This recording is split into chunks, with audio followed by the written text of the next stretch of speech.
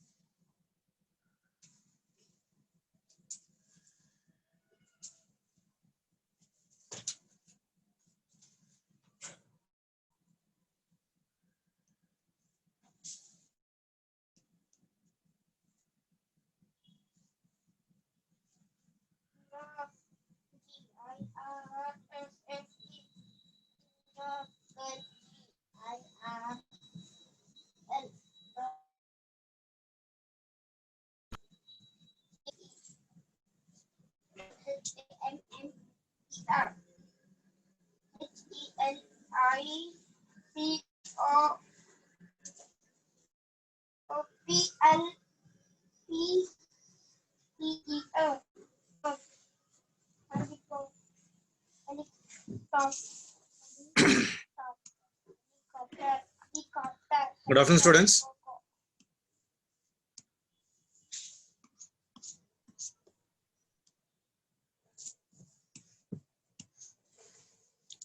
Vector से कल assignments कर रहे थे आप लोग, कुछ खत्म कर दिए क्या?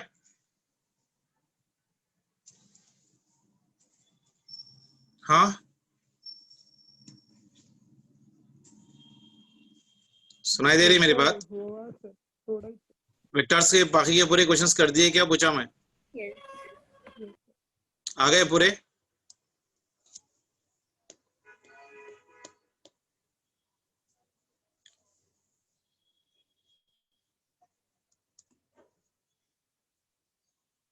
काइनेमेटिक्स का असाइनमेंट निकालो बेटा।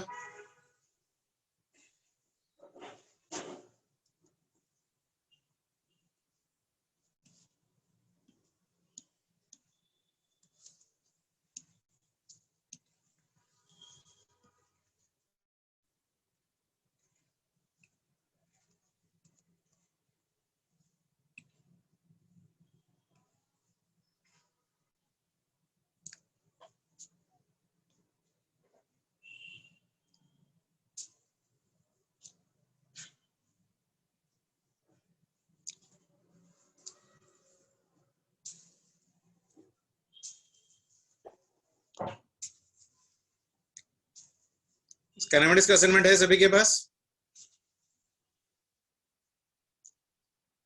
Yes sir.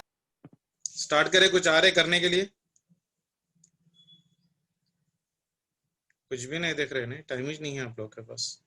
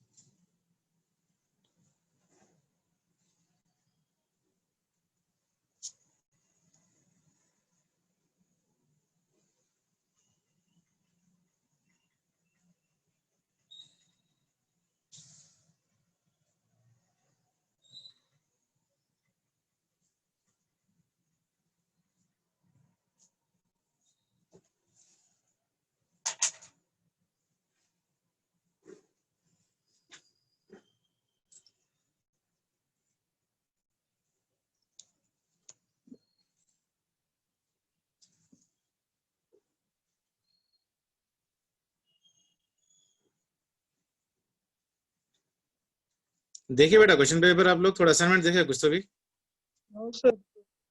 कुछ करे बेटा। एक स्टडी आवर का टाइम टेबल लगा के वर्क करना शुरू करना बेटा, नहीं तो नहीं होता ऐसा। ठीक है, चलो सेक्शन ए के देखो बेटा, पेज नंबर 8 पे है। सेक्शन 8 पे, सेक्शन 8 निकाल लो आप लोग का। सेक्शन ए में पेज नंबर 8 पे है, देखो ऑब्जेक्टिव टाइप क्वेश्चन है। फर्स्ट वाला क्वेश्चन देखिए बेटा जल्दी से। A body is in one-dimensional motion, has the zero speed at an instant. At that instant, it must have zero velocity, zero acceleration, non-zero velocity, non-zero acceleration. बता सकता है कोई? A body is in the one dimensional motion, has zero speed. Speed उसके पास कितनी है? Zero. Speed is zero. That means it must have what? Zero velocity. होता है ना बेटा? Yes, sir. स्पीड अगर जीरो है मतलब वेलोसिटी भी अपनी जीरो होनी चाहिए, एक्सेलरेशन तो नहीं हो सकता ना। तो ये कितना हो जाएगा ऑप्शन अपने को? First option, zero velocity, because speed is equals to what I write right now? Speed is nothing but what for me? What? Scalar quantity. Velocity is nothing but what? A vector quantity. A body in one dimension motion has zero speed at the instant. At that instant, it must have magnitude of the velocity will be equal to speed is ना बेटा straight line में. Straight line में distance and displacement same रहेंगे तो उसके पास zero velocity होनी चाहिए. So first option के लिए फर्स्ट ऑप्शन करेक्ट होगा उसके लिए. क्लियर है? क्लियर है बेटा?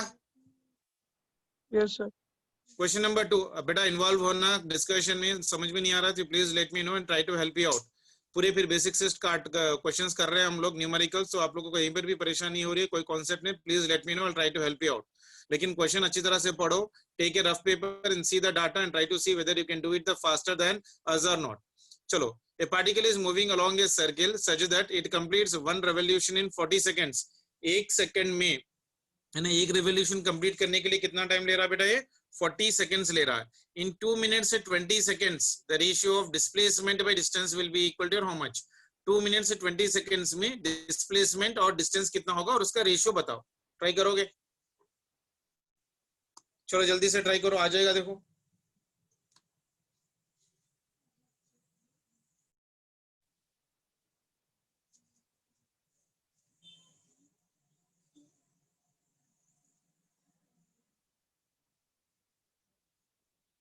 या सो ये हो गया क्वेश्चन नंबर 2. देखो पार्टिकल क्या बोल रहा है बेटा? टाइम कितना एक रेवोल्यूशन के लिए? t इज इक्वल टू ले रहा है 40 सेकंड्स. किसके लिए? एक रेवोल्यूशन के लिए.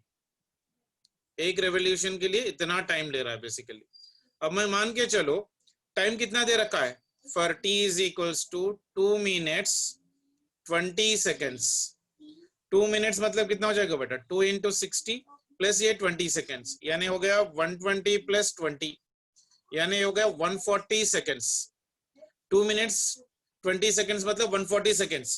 मतलब कितने रेवोल्यूशंस कर सकता है बताओ? अगर एक रेवोल्यूशन 40 सेकंड में कर रहा है तो 140 सेकंड्स में कितने रेवोल्यूशन करेगा? 300. कितना?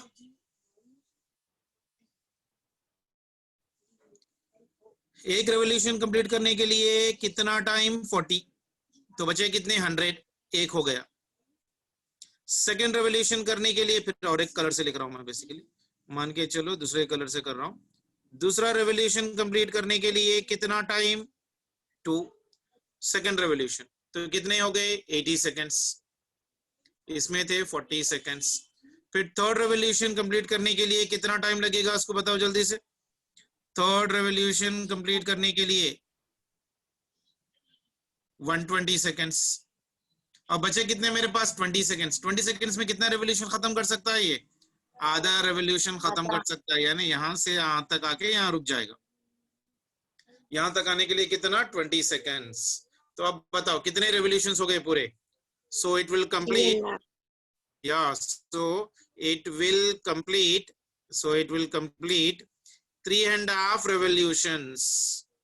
It will complete your 3.5 revolutions. तो जब डिस्टेंस कितना होगा कोई बता सकता है क्या? डिस्टेंस इज इक्वल्स टू एक कंप्लीट रेवोल्यूशन के लिए डिस्टेंस कितना हो जाएगा बेटा? 2 pi into r plus second के लिए 2 pi into r plus third के लिए 2 पाई इंटू आर प्लस उसके बाद आधा पाई इंटू आर. तो कितना हुआ? 4 5 6 कितना बन रहा है देखो?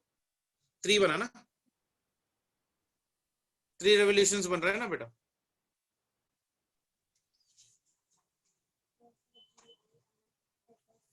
कितना बन रहा है पूरा?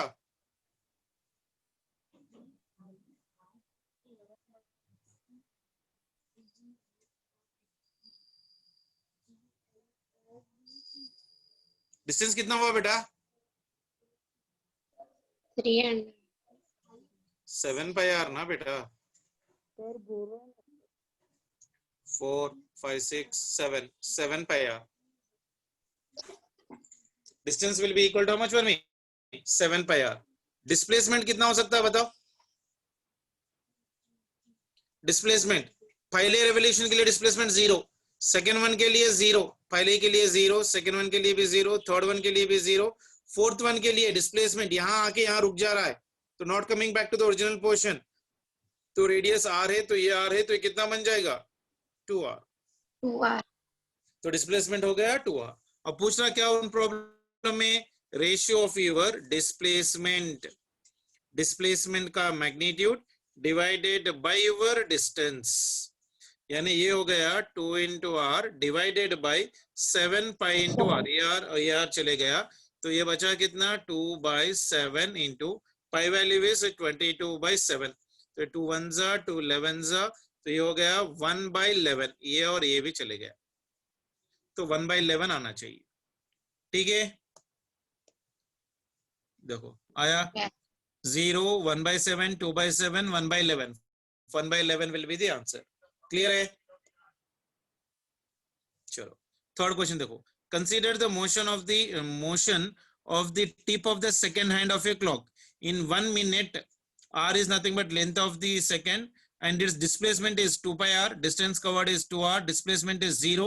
Distance covered is 0. बताओ कोई जल्दी से. Consider the motion of the top of the second hand of your clock in 1 minute. यानी सेकेंड हैंड 1 minute में कितना रेवोल्यूशन बनाएगा? 0 थर्ड. कितना बेटा?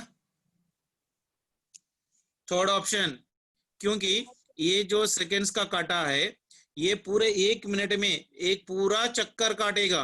एक पूरा चक्कर काटेगा मतलब डिस्प्लेसमेंट कितना हो जाएगा? Displacement will be equal to 0. Distance कितना होगा बेटा? 360 डिग्रीज यानी 2 पाई. क्लियर है? Yes sir. चलो फोर्थ क्वेश्चन देखो. The position of a body moving along the x axis, the position of a body moving along the x axis at a time t is given as x is equals to t square minus 4t plus of a 6. The distance covered by the body in the time interval कितना? t is equals to 0 to t is equals to 3 seconds is how much? कर सकते हैं कोई? x दे रखा है बेटा मेरे पास, isn't it? x दे रखा है कितना? x is equals to t square minus of 4t plus of your 6. इसका डिफरेंशिएट करो, dx बाई अगर dt करो तो मुझे क्या आ जाएगा बेटा? वेलोसिटी आ जाएगा. सो दैट इज इक्वल से कितना आ जाएगा? इसका डिफरेंशिएशन t स्क्वायर का डिफरेंशिएशन कितना बेटा? 2t माइनस 4t का डिफरेंशिएशन 4, 6 का डिफरेंशिएशन 0 बन गया. तो देखो now x is equals to हम लोग को क्या लगाना है? t is equals to 0, t is equals to 0, x की वैल्यू आ जाएगी 6 meters, isn't it? t is equals to 2 seconds, x की वैल्यू कितनी आ जाएगी? 2 स्क्वायर माइनस 4 into 2 plus 6 कितना आ रहा? 2 meters. t is equals to 3 seconds के पास x की वैल्यू देखो कितनी आ रही है?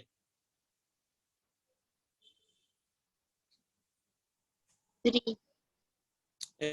x is equals to 3 meters. अब ये देखो अगर द पार्टिकल रेस्ट पे आ रही है, when particle comes to rest मतलब उसकी वेलोसिटी क्या हो जाएगी? 0. वेलोसिटी 0 हो जाएगी तो 2t माइनस 4 0 हो गया, 2t इज इक्वल्स टू 4 हुआ, तो कितने टाइम पे रेस्ट आ जा रही है? 4/2 मतलब कितना? 2 seconds. 2 सेकेंड्स के पास रेस्ट पे आ रही है. यानी t इज इक्वल टू 0 से लेके t is equal to 2 seconds में कितना डिस्टेंस ट्रैवल करेगी यहां से यहां तक? बताओ जल्दी से. 6 माइनस ऑफ योर 2, ये हो गया कितना यहाँ पर? 4 meters. यहां से यहां तक कितना डिस्टेंस ट्रैवल करा? 1 meter. तो डिस्टेंस कितना हो जाएगा बता सकता है कोई? सो डिस्टेंस बन गया मेरे पास 4 + 1, very good, that is equals to 5. और डिस्प्लेसमेंट बताओ बेटा? Displacement will be 3 meters. ठीक है ना? Okay, sir. Yes, clear sir. है? चलो नेक्स्ट क्वेश्चन देखो बेटा, question number 5, if the particle is moving along the straight line with increasing speed, तो क्या बोल रही है, अगर कोई पार्टिकल की स्पीड इंक्रीज हो रही है then its acceleration is negative, ये सवाल ही नहीं हो पाएगा होगा। Acceleration may be decreasing, may be increasing और डिक्रीजिंग, उससे हम लोग को कुछ पता नहीं होगा। इट्स एक्सेलरेशन इज पॉजिटिव, वो भी नहीं बोल सकते। Both 2 and 3 part of relation, क्या होगा बताओ? Fourth option. If the particle is moving on a straight line with increasing speed, speed increase हो रही है,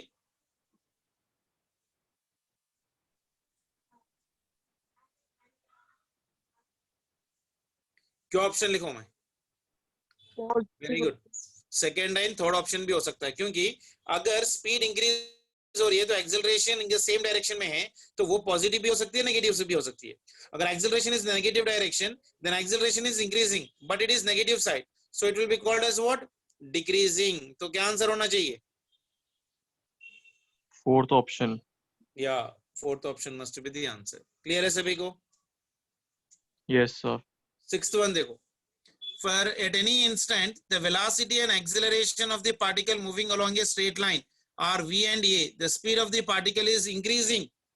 अच्छा वाला क्वेश्चन ये भी, at any instant the velocity and acceleration of the particle moving along the straight line are v and a, the speed of the particle increase हो रही है। स्पीड इंक्रीज हो रही है मतलब क्या? Acceleration are in the same direction.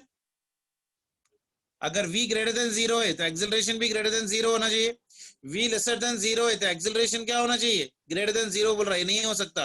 v greater than 0 ये lesser than 0 ये भी नहीं हो सकता। v ग्रेटर देन 0 ये 0 ये भी नहीं हो सकता।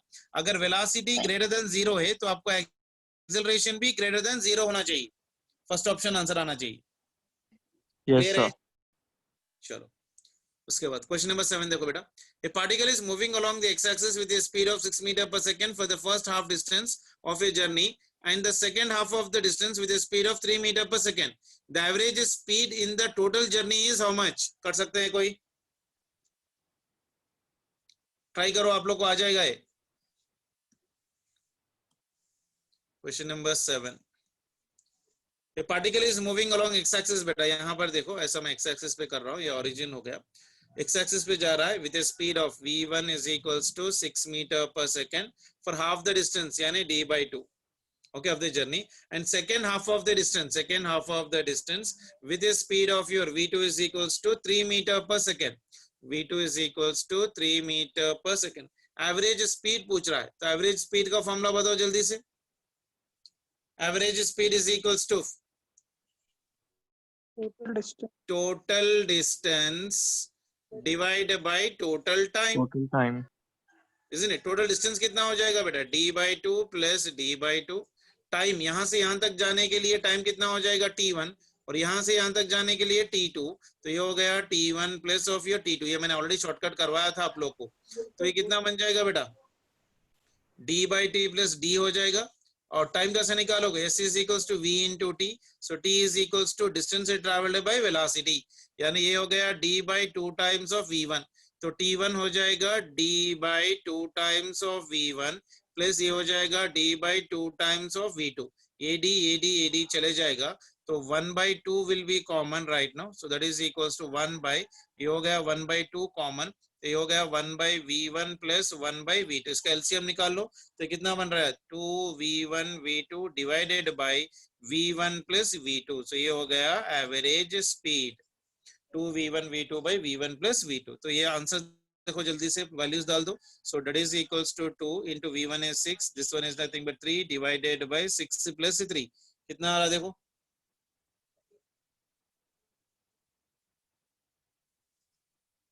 कितना आया?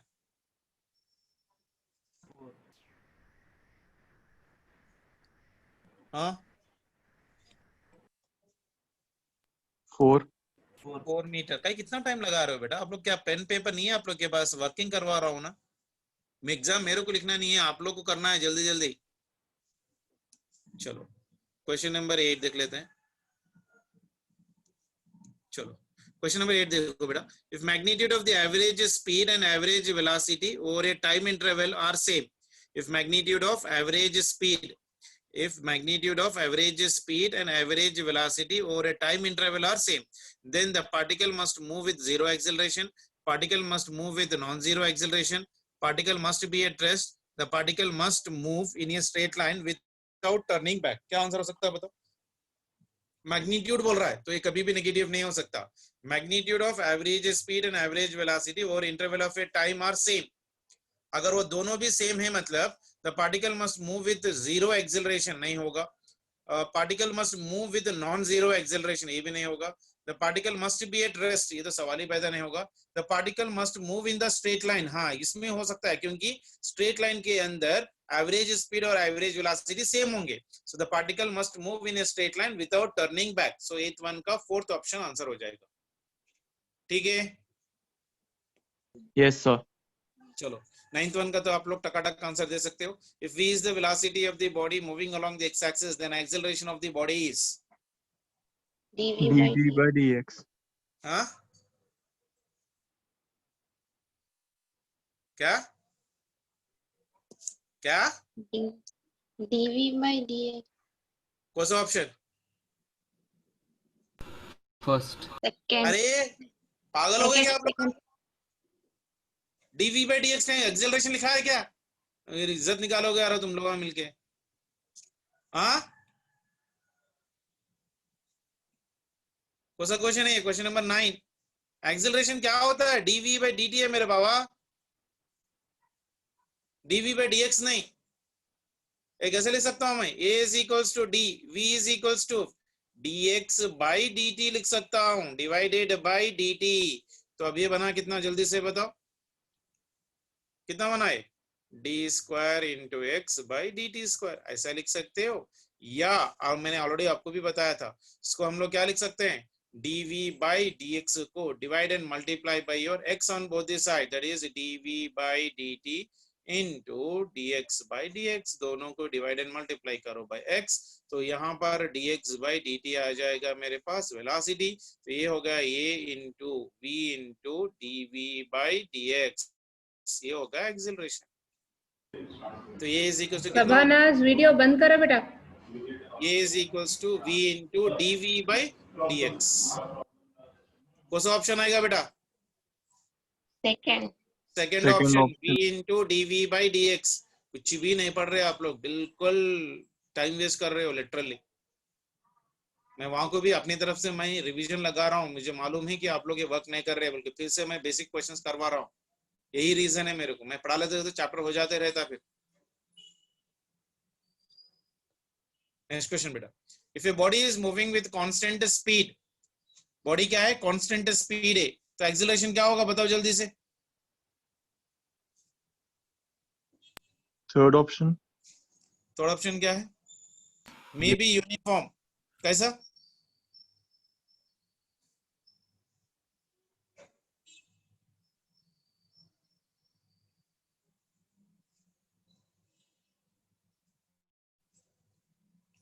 कैसा?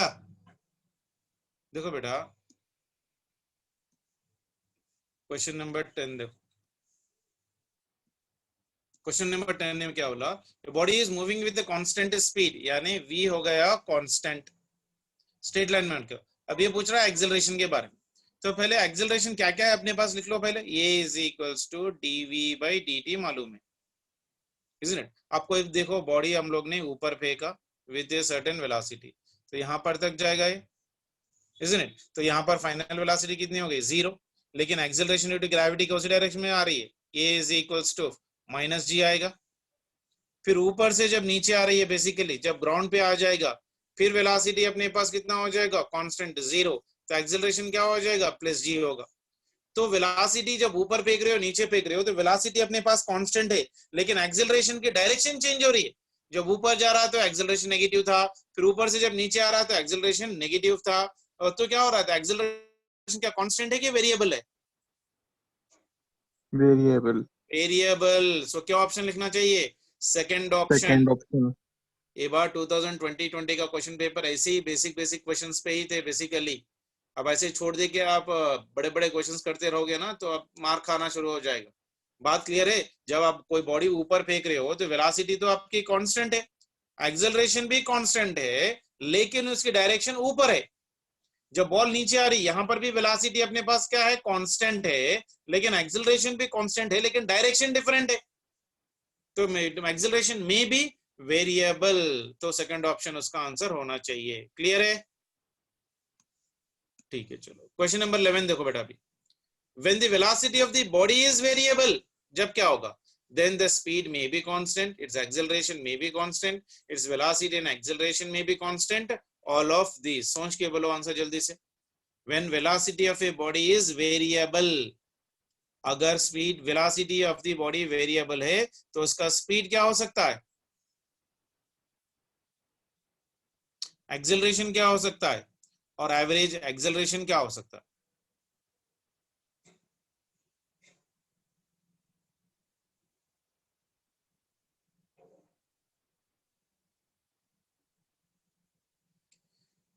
क्वेश्चन नंबर 11 देखो अच्छी तरह से, समझ में आया question. When the velocity of the body is variable, यानी बॉडी की वेलोसिटी जो है ना वेरिएबल है। तो मैं यहाँ पर लिख रहा हूं, देखो क्वेश्चन नंबर 11, या velocity v is equals two variable है। ओके, अगर velocity is variable that means changing, it may have, they may have, it will have, velocity is variable means velocity is been variable, so it will be having change in magnitude and direction, or both।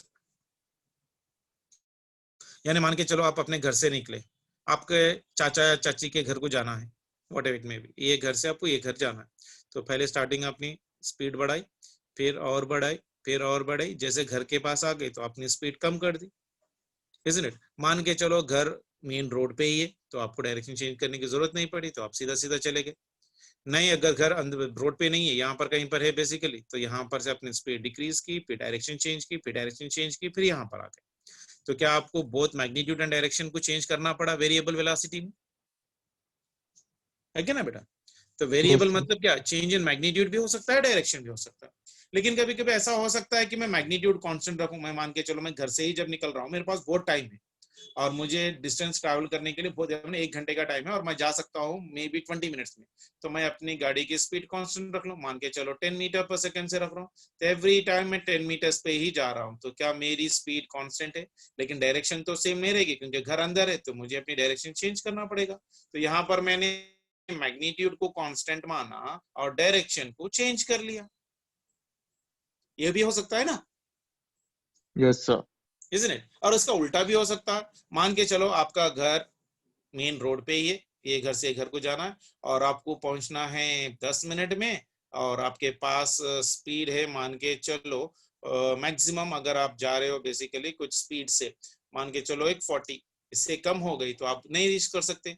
तो आप क्या कर सकते हो, आप right now velocity को 40 भी रख सकते हो, 50 भी रह सकते हो, 60 भी रख सकते हो, और टाइम आपके पास बहुत कम है तो आप स्पीड पे कम कर लेते हुए या इंक्रीज कर लेते हुए, यानी मैग्नीट्यूड को चेंज करते हुए आप एक ही डायरेक्शन में जा सकते हैं। कुछ भी हो सकता है ना बेटा। अगर वेलोसिटी वेरिएबल है तो मेरा बोलने का मतलब क्या है, मैग्नीट्यूड भी चेंज हो सकता है, डायरेक्शन भी चेंज हो सकता है, both of them will also be a possibility आते। तो अब इस ऑप्शंस में देखो राइट नाउ, अब देखो इसमें क्या लिख सकता हूं मैं, when velocity of a body is variable then speed may be constant, ये हो सकता है ना, Yes, sir. Correct. Its acceleration में भी कांस्टेंट, एक्सेलरेशन जब कांस्टेंट है मतलब क्या, आपकी वेलोसिटी भी कांस्टेंट है, तो ये भी हो सकता है। एवरेज एक्सेलरेशन में भी कांस्टेंट, ये भी हो सकता है। What do you mean by average acceleration, change in velocity by time, so velocity भी आपकी कांस्टेंट है, टाइम भी आपके पास है, तो ये भी हो सकता है। So all of this will be the answer for the given question, ठीक है ना। एवरेज एक्सेलरेशन में भी कांस्टेंट बोला है, पक्का कांस्टेंट नहीं, में भी कांस्टेंट हो सकता है क्योंकि आप मैग्नीट्यूड और डायरेक्शन को दोनों को भी चेंज कर रहे हो basically. If only direction of velocity is changing, magnitude is constant, then acceleration will also be a constant. Acceleration में भी constant। मान के चलो ऐसे वाले कंडीशन में देखो ऐसा कुछ बोल रहा हूं मैं, एक बॉडी सर्कुलर मूव में पाथ में मूव कर रही, मैं मान के चलो यहाँ पर कहीं पर हूँ इनिशियली, यहाँ पर जब था तो मेरी वेलोसिटी का डायरेक्शन यहाँ पर था, वेलोसिटी कांस्टेंट है सर्कुलर पाथ में। जब यहाँ पर हूं तो वेलोसिटी की डायरेक्शन इस तरह से, मैं यहाँ पर हूं तो इसकी वेलोसिटी यहाँ पर है, मैं यहाँ पर हूं तो इसकी वेलोसिटी यहाँ पर है। तो ऐसे सर्कुलर पाथ में जब मूव कर रहा हूं तो सेंट्रीपिटल एक्सेलरेशन तो क्या कॉमन रहेगी, v² बाय r, तो इसकी एक्सेलरेशन तो कांस्टेंट हो गई। डायरेक्शन वेरिएबल हो गया, लेकिन वेलोसिटी की जो मैग्नीट्यूड है v वैल्यू कांस्टेंट है। तो if only direction of the velocity is changing, magnitude is constant, तो इसका एक्सेलरेशन भी क्या हो जाएगा, कांस्टेंट हो जाएगा। The best example is uniform circular motion. ये बात समझ में आई? यहाँ पर देखो, यहाँ पर वेलोसिटी भी 10 है, यहाँ पर भी वेलोसिटी 10 है, यहाँ पर भी वेलोसिटी 10 है, और यहाँ पर भी वेलोसिटी 10 है, लेकिन यहाँ पर ऊपर के डायरेक्शन में, यहाँ पर ऑपोजिट है, यहाँ पर नीचे, यहाँ पर डायरेक्शन चेंज हो रही है continuously. As the body is moving in a circular path, तो इसका सेंट्रीपिटल एक्सेलरेशन है रक्त कांस्टेंट रहेगा उस बॉडी के लिए, सो एक्सेलरेशन कांस्टेंट हो गया इसके अंदर। क्लियर है? जी सर। ठीक है ना? तो बहुत ध्यान से लिखना answer. when the velocity of the body is variable, then the speed may be constant, acceleration may be constant, average acceleration may be constant, and all of this one, यानी आंसर क्या टिक कर क्या हो गया, all of this will be the answer for the given question। Clear है? Basics clear हो रहे हैं ना? दिमाग लगा के करने की कोशिश करो, बेसिक्स क्लियर होते चले जाएंगे आपके। उसका 12th क्वेश्चन देखो बेटा, an object is moving with variable speed, अब स्पीड वेरिएबल, इससे पहले क्या था, वेलोसिटी। वेलोसिटी और स्पीड को डिफरेंस क्या है बेटा, वेलोसिटी एक वेक्टर क्वांटिटी है और स्पीड जो है ना एक स्केलर क्वांटिटी है। अब स्पीड वेरिएबल है, then its velocity may be zero, velocity must be variable, acceleration may be zero, its velocity must be constant. Part of relation क्या हो सकता है बोलो, वेरिएबल स्पीड मतलब its velocity must be variable, there is no Yes other sir. Option. Velocity आपका zero नहीं हो सकता, एक्सेलरेशन भी जीरो नहीं हो सकता, और वेलोसिटी भी कांस्टेंट होने का सवाल ही पैदा नहीं हो सकता। So speed is been changing, speed change हो रही है मतलब क्या, velocity is also must change, Changing. Velocity compulsory आपको चेंज होना चाहिए, मस्ट बी वेरिएबल, यानी सेकंड ऑप्शन आपका आंसर होना चाहिए। 12th वन के लिए सेकंड ऑप्शन आपका आंसर। ठीक है? 13th वन देखो, the position of the particle moving along the x-axis is given by x is equals to 10t minus 2t square, then the time at which it's momentarily come to the rest। कोई बता सकता है कि अभी किया मैंने, जल्दी 30 seconds में करने का क्वेश्चन है। the position of a particle moving along the x-axis is given by x दे रखा है, उसको डिफरेंशिएट करो, कितना आ रहा देखो, डिफरेंशिएट करे तो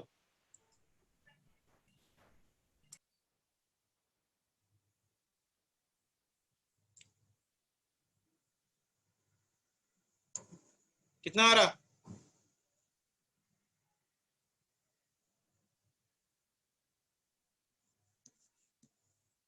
क्वेश्चन नंबर 13 देखो, x is equals to 10t minus 2 into t square, और उसने क्या बोला, the time at which it comes to rest, time कितना है when it comes to rest, when it comes to rest, when it comes to rest मतलब इसकी velocity zero, तो इसको डिफरेंशिएट कर लो पहले, dx by dt will give me velocity, so 10 का differentiation 10, इसका डिफरेंशिएशन कितना होगा, differentiation of t square is 2t, 2 into t, 2 into 2, that will become for me 4 into t, 2.5 velocity sir. is 0 है, so it is 10 minus 4t, very good, so 10 is equals to 4 into t, so t is equals to 10 divided by 4, कितना आया बेटा, 5 by 2, मतलब कितना 2.5 seconds। Yes sir. Clear है?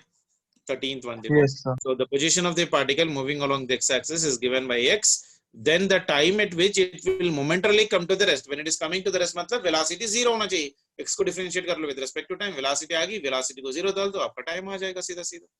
Clear है? जी sir. चलो इसका कंटिन्यूशन कहां पर है कि फिर नीचे ऊपर मार दिया लोग। कितने क्वेश्चंस करे हम लोग, 13 करे ना? Yes sir. 13. आ रहा ना बेसिक, थोड़ा बहुत रिवाइज हो रहा है कि नहीं हो रहा है? हो रहा सर। करना जरूरी है बेटा, पूरे करो आप लोग, तो ही आप लोग का थोड़ा बहुत बेसिक्स क्लियर हो जाएंगे, then it will help you out for doing the further topics के लिए, थोड़े क्लैरिटी आ जाते रह जाएगी। तो उसके बाद ये हो गया, ये 14th क्वेश्चन यहाँ से, चलो 14th वन देखो बेटा, ये देखो क्या दे रखा है 14th वन क्वेश्चन देखो, a car moves with a speed of 60 km/h for 1 hour in the east direction and with the same speed for 30 minutes in the south direction. The displacement of the car from the initial position is equals to how much? कोई बता सकता है क्या? Try करो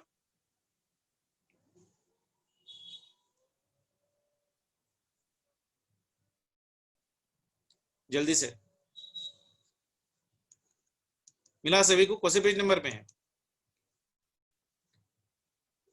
page number 2, second page में question number 14.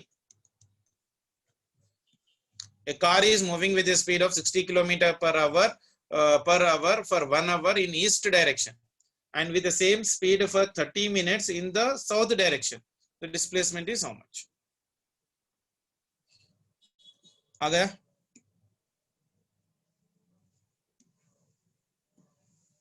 Question number 14. पहले directions draw कर लो.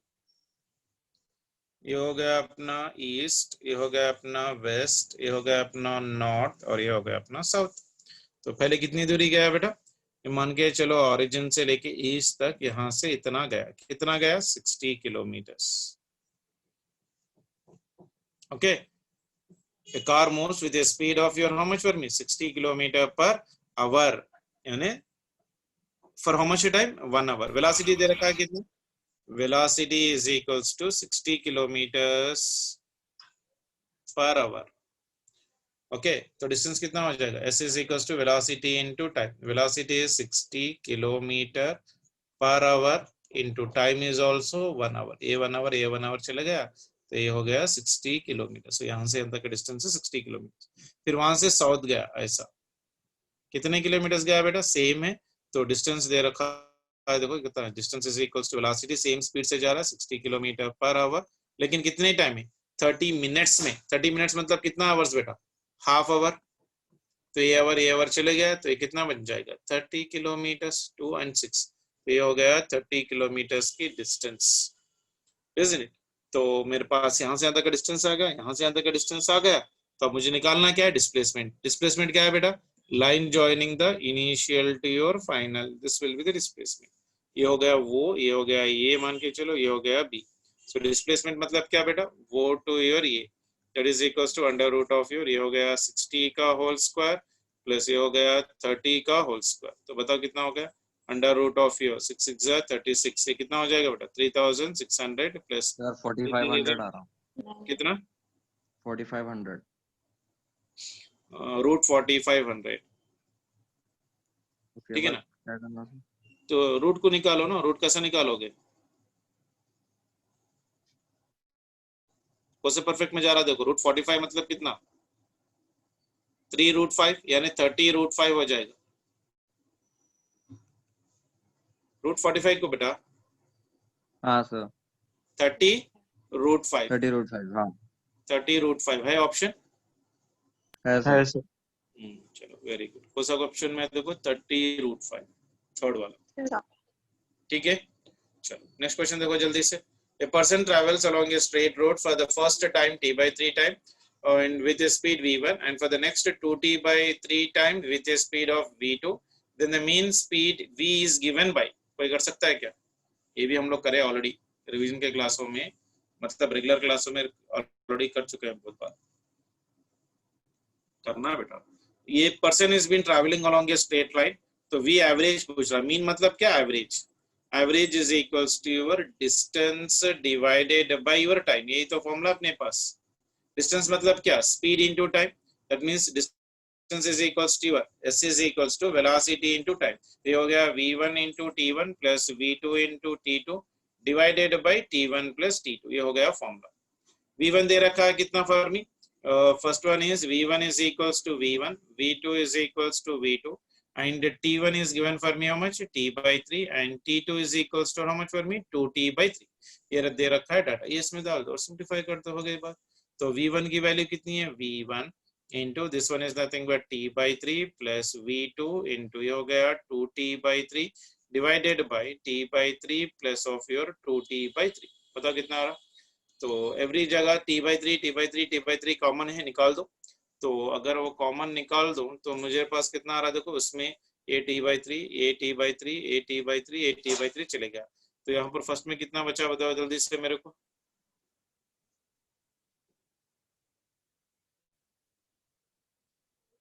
तगाई को एलसीएम कर दो ना, बराबर हो जाएगा सीधा करने को.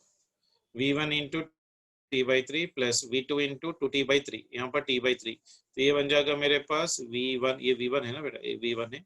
v1 divided by 3 plus 2v2 divided by 3 divided by ये पूरा टाइम कितना हो जाएगा, t हो जाएगा। t is nothing but how much, पर निकाल दिया हम लोग ने, t/3 2t/3, ये पूरा चले गया तो पूरा बना गया v1/3 प्लस 2v2/3। तो ये कितना आ जाएगा, ये हो गया v1 प्लस इसका एलसीएम डालो 2v2, एलसीएम हो गया 3। तो ये हो गया मेरे पास v average is equals to v1 plus 2v2 divided by 3, ये इसका आंसर है। So V average is equals to, this one is nothing but V1 plus of your 2 times of V2 divided by 3। आया सभी को? Yes, sir. चलो very जी sir. good। 16th question। 16th question देखो बेटा जल्दी से। If the displacement of the particle varies with the time t as root x is equals to t plus 7। very good question और बहुत ही बढ़िया question है बेटा, समझने की कोशिश करो। The displacement of a particle varies with the time as root x is equals to t plus 7. Then the velocity of the particle is inversely proportional to t. Velocity of the particle is proportional to t square. Velocity of the particle is proportional to root of your t. And particle moves with the constant acceleration. तो क्या answer हो सकता है बताओ जल्दी से। Velocity of the particle is inversely proportional to t. Velocity of the particle, पहले velocity निकाल लेते हैं from the given data। तो given क्या है मेरे पास, गिवन है root of your x is equals to t plus 7। तो t हम लोग को होना है तो t को बाहर निकालो। तो t को अगर बाहर निकाला तो ये बन गया मेरे पास, x को सिंप्लीफाई करते हैं पहले, x को निकाल लेते हैं। x इज इक्वल्स टू कितना हो गया t प्लस 7 का whole square, a plus B whole square form है। तो x इज इक्वल्स टू ये हो जाएगा t square plus b square, 7 7 जा 49 plus 2 into 7 that is 14 into t। Square कर लिया मैंने, आया ना सभी को? Yes, sir. आया। चलो ये dx by dt कर लो जल्दी से। dx by your dt will give me what, velocity only ना। तो इसका डिफरेंशिएशन बताओ जल्दी से। t स्क्वायर का डिफरेंशिएशन कितना आएगा, 2t। Differentiation of 49 0, differentiation of 14t, 14 बाहर निकालो तो t हो जाएगा प्लस 14। ये आया सभी को? डिफरेंशिएशन करने आ रहा ना सभी को? नहीं आ रहा?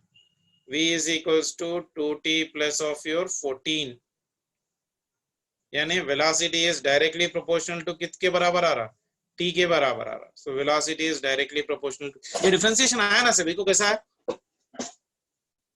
मैं बोलूं क्या? हाँ, ये डिफरेंशिएशन निकालने आया बेटा? आया सर। एक बार बोलूं? जी सर। फिर बोलना ना बेटा, जरा बात करे तो मालूम होता। मैं खुद ही क्वेश्चन, मैं खुद ही आंसर बोलो तो कैसा बोलो।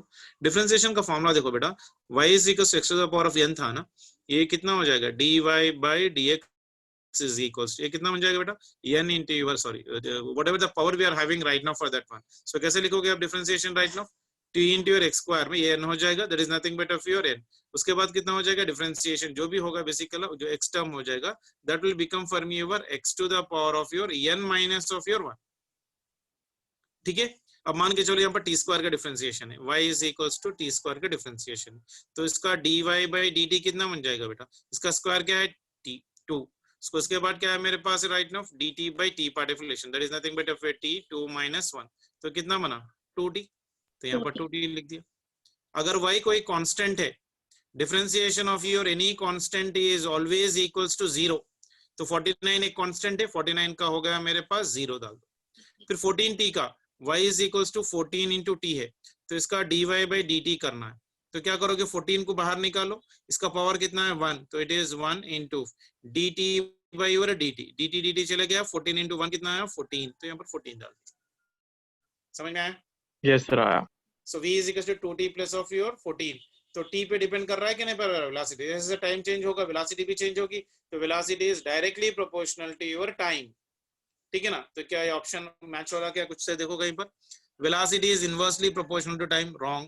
Velocity of a particle is proportional to t square, wrong. Velocity of the particle is proportional to root t, wrong. The particle moves with constant acceleration। तो आप acceleration निकालेंगे, इसका acceleration कौन बताएगा बोलो, ये is equals to dv by dt। velocity है अपने पास, velocity कितनी है बेटा 2 into t plus of your 14 divided by your dt।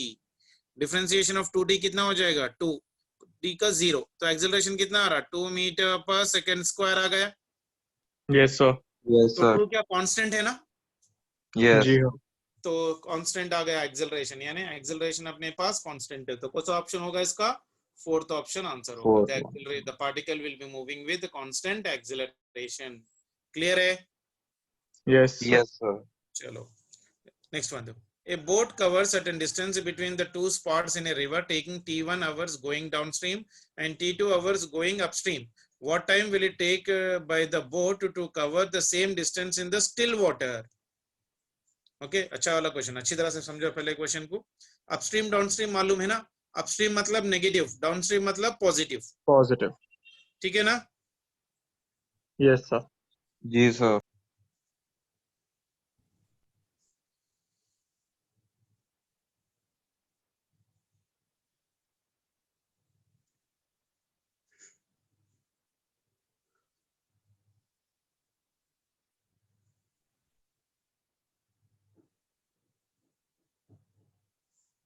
A boat covers certain distance between the two spots in a river, taking T1 hours going downstream and T2 hours going upstream.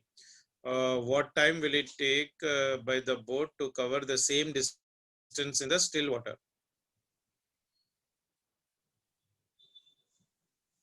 चलो question number 17। Boat cover certain distance between two spots, ये to spots है, इन दोनों के बीच में distance cover करने के लिए जब सामने जा रही है it is taking T1 second, जब पीछे आ रही है it is trying to take T2 seconds. Okay, for upstream I can write for upstream velocity will be equal to how much beta, v minus u. V is your velocity of man, velocity of your man, and u is equals to velocity of water, velocity of water. Upstream मतलब u minus v. For downstream कितना हो जाएगा बेटा, for V downstream speed is equals to कितना हो जाएगा, v plus u. यहाँ पर speed is equals to how much for me, v minus u.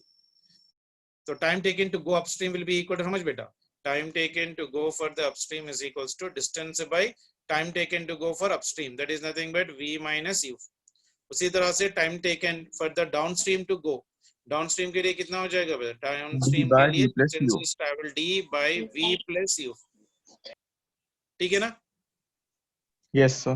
Upstream के लिए टाइम कितना दे रखा है देखो in the problem, boat covers a certain distance between the two spots taking the river T1 hours going in the downstream, downstream के लिए time दे रखा है T1 और अपस्ट्रीम के लिए टाइम दे रखा है मेरे पास T2, यानी इसके अंदर मैं अपस्ट्रीम के लिए टाइम ले लूंगा T2, so T2 is equals to d by v minus of u, और ये हो गया T1, T1 is equals to d by v plus u।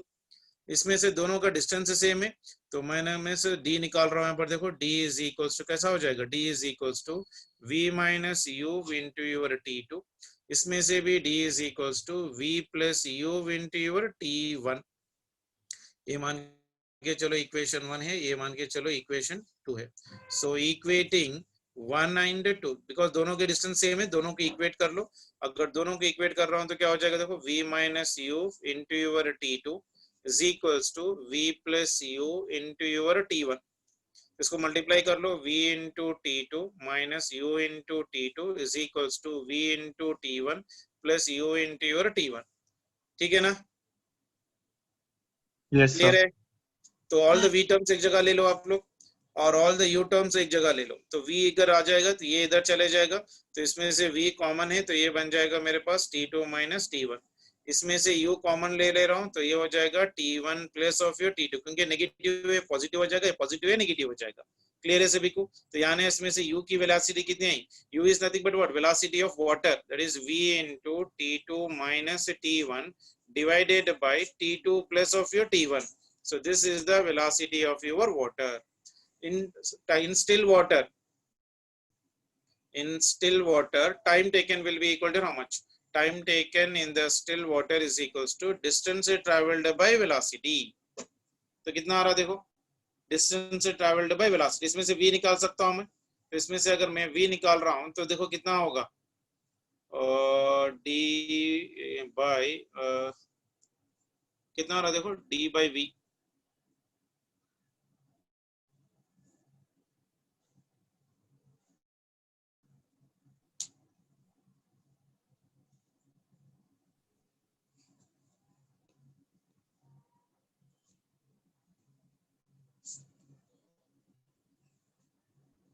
पर डी निकाल लेता ना तो सीधा कैलकुलेशन लंबा चौड़ा हो जाएगा। मेरे पास यू आ गया, तो डी का फॉर्मूला क्या है बेटा मेरे पास, देखो प्रीवियस में मैंने लिखा ना, d is equals to v minus of your u into your t2, u की वैल्यू आ गई from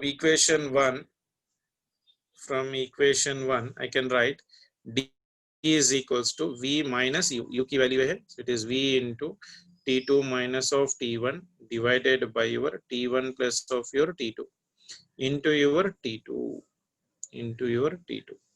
अगर मैं इसको मल्टीप्लाई कर रहा हूँ, v इंटू t2 हो गया v इंटू t2, और इसमें कॉमन हो जाएगा। अगर इसमें एलसीएम अगर मैं ले रहा हूँ, देखो इसका पूरा एलसीएम ले रहा हूँ, v को कॉमन मान लिया, v बाहर निकाल लिया, तो ये हो गया 1 minus of t2 minus t1 by t1 plus t2। तो एलसीएम आ गया t1 प्लस t2, तो यहाँ पर आ जाएगा t1 plus of your t2 minus यहाँ पर हो जाएगा t2 plus of your t1। ठीक है ना, इसको सिंप्लीफाई कर लो, कितना आ रहा है देखो,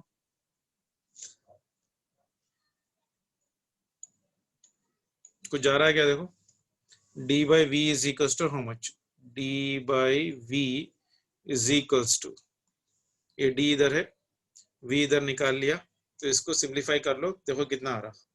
तो इसमें ये प्लस है और ये माइनस है, ये चले जाएगा, तो ये बना मेरे को 2 times of your t1 into t2, या तो ये बन गया मेरे पास 2 times of your t1 into t2 divided by your t1 plus of your t2, तो ये हो गया d by v।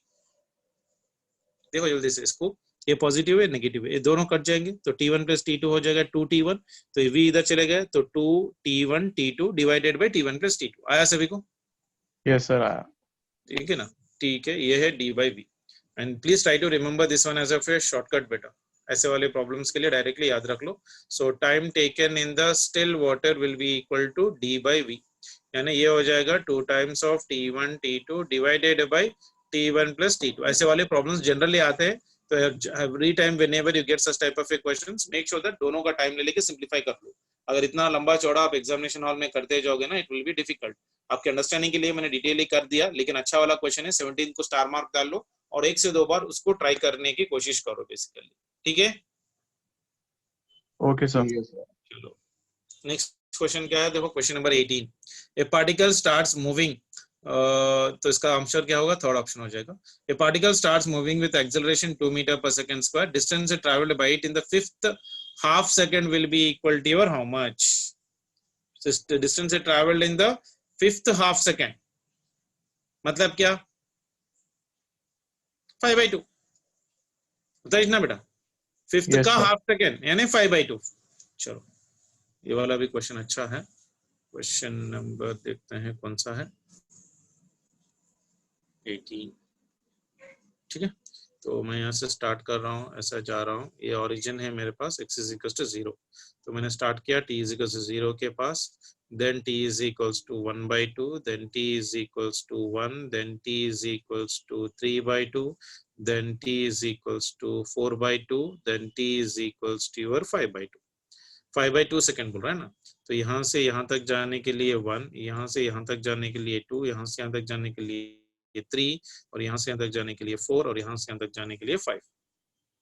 ठीक है ना, so particle is moving with an acceleration, acceleration दे रखा है कितना बेटा, ये is equals to 2 metre per second square, उतना ही दिया ना। देखो the particle starts moving with the acceleration 2 meter per second square, distance traveled by it in the fifth half second will be equal to your how much,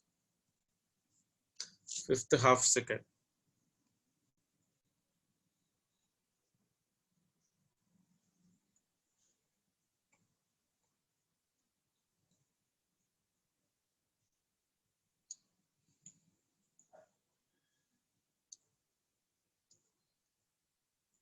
कैसे करेगा बोलो,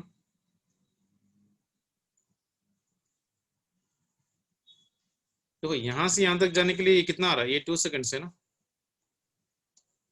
सो displacement in s is equals to 2.5 हो गया ना, ये तो 2 seconds plus इसका half 2.5 seconds minus displacement in the 2 seconds, यही पूछ रहा है ना basically, distance travelled in the, यानी यहाँ से यहाँ तक कितना डिस्टेंस ट्रैवल करेगा, 2.5 टाइम है डिस्टेंस ट्रैवल करना निकालना है, माइनस ये निकाले तो मेरे को ये 5/2 का टाइम डिस्प्लेसमेंट आ जाएगा।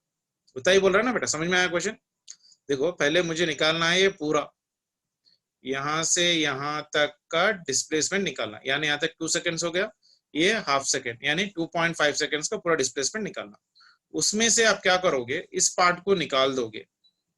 इस पार्ट को अगर हम लोग निकाल दें अप टू दिस वन, तो ये आएगा मुझे, ये हो गया डिस्प्लेसमेंट, ठीक है ना। So 2.5 minus of your S2 is equal to how much. तो पहले मैं निकालता हूँ displacement for your 2.5 seconds, that is equal to u into t plus half into a into your t square.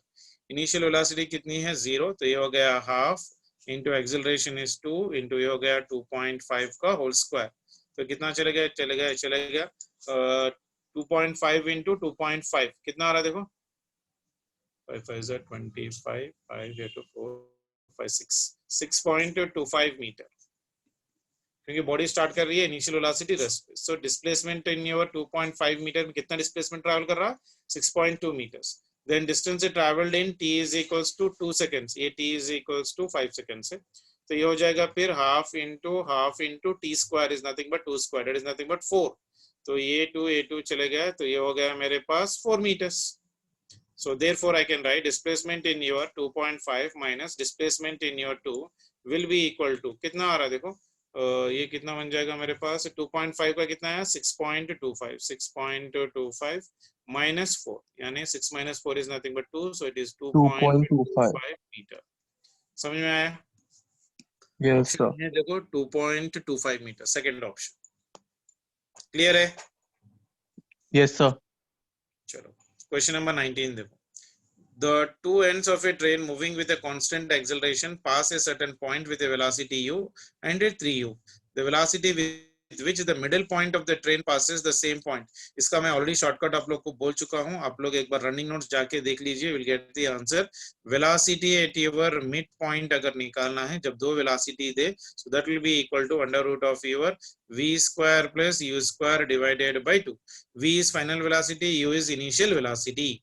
तो गिवन क्या है मेरे पास देखो प्रॉब्लम में, given is v is equals to 3u and u is equals to u। तो velocity of mid point बताओ जल्दी से कितना आ रहा।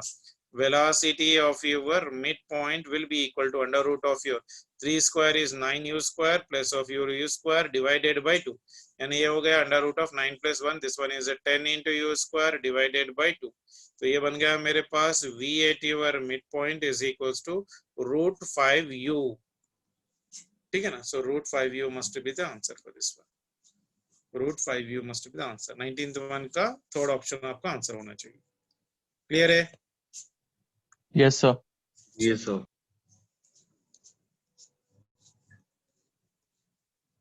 क्वेश्चन नंबर कितने हो गए अपने पास अभी?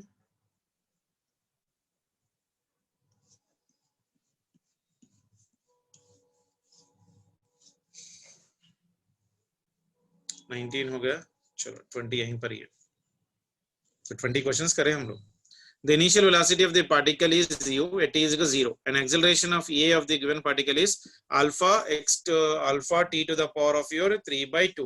Which of the following equation is valid? v is equal to u plus okay, equations निकालना अपने को, देखो कैसा करते हैं, एक बार क्वेश्चन पढ़ लो जल्दी से। इनिशियल वेलोसिटी कितनी दे रखा है u, एक्सेलरेशन भी दे रखा है, तो एक्सेलरेशन दे रखा है तो मैं वेलोसिटी निकालने का मेथड तो आप लोग को मालूम ही है ना, कैसे निकालोगे बेटा। Question number 20 given for me a is equals to alpha into t to the power of 3 by 2। तो वेलोसिटी कैसे लिखोगे बेटा, a is equals to dv by dt is equals to alpha t to the power of 3 by 2। तो dv is equals to alpha t to the power of 3 by 2 into your dt। इसको integrate करो on both the sides, इसका integration हो जाएगा, इसका भी integration हो जाएगा। इनिशियल वेलोसिटी u है, फाइनल वेलोसिटी v है, initial time 0, final time t। Integral of dv is nothing but how much बेटा फॉर मी, कोई बता सकता है क्या? so this will be equal to v, upper limit minus lower limit कर दो, डायरेक्टली लिख लूं कोई प्रॉब्लम नहीं है। इंटीग्रल ऑफ dv कितना होगा, v होगा, अपर लिमिट माइनस लोअर लिमिट कर लो जल्दी से, कितना आएगा बताओ, v minus of your u आया सभी को ये, दैट इज इक्वल्स टू, इसमें अल्फा कांस्टेंट है, अल्फा बाहर निकालो, integral of your 3 by 2 into dt, integrate कर सकते हो ना, फॉर्मूला याद है सभी को। Integral of your x to the power of n into dx is equals to how much, x n plus 1 divided by n plus 1। तो यहाँ पर क्या है, integral of your t to the power of 3/2 into dt, यानी ये हो गया t, ये हो गया 3/2 + 1 डिवाइडेड बाई t/2 + 1। कर लोगे?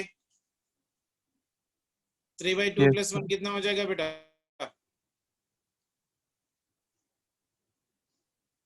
हाँ,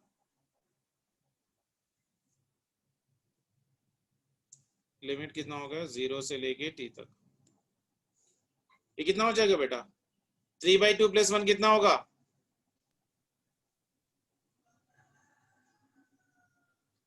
है नहीं है? 2.5 नहीं नहीं, फ्रैक्शन में ही बोलो।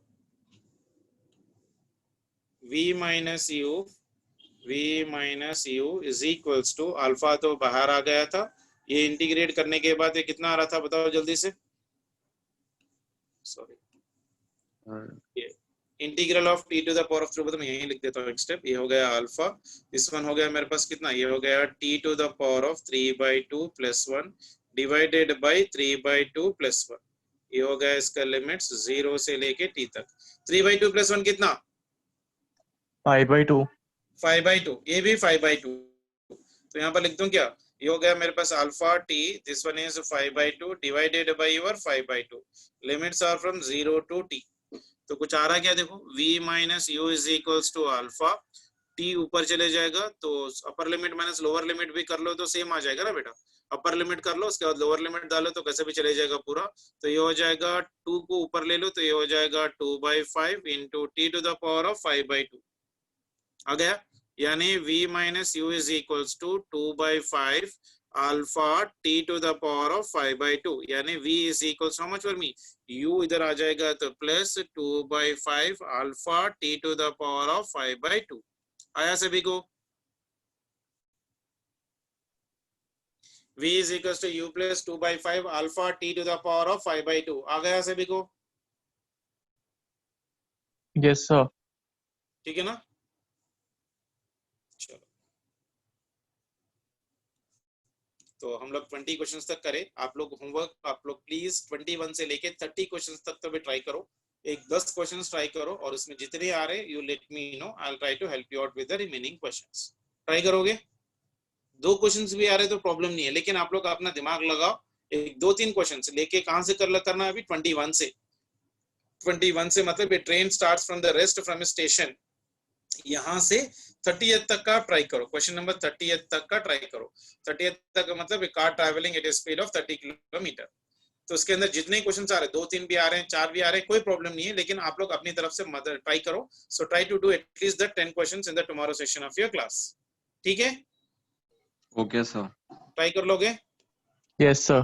यहाँ से लेवल बढ़ते जाएगा क्वेश्चंस का। अभी तो बेसिक से, उसके बाद और लेवल बढ़ते जाएगा और बहुत सारे क्वेश्चन है इसके अंदर अपने पास, जिसमें पूरा काइनेमेटिक्स का बेसिक्स अच्छी तरह से हो जाएगा। तो प्लीज थोड़ा आप लोग काइनेमेटिक्स को रिवाइज करते रहो, जो भी मैंने आप लोग को क्लास में पढ़वाया था। ठीक है? Okay, sir. ओके, चलो बेटा, bye then. Thank you. Thank you sir.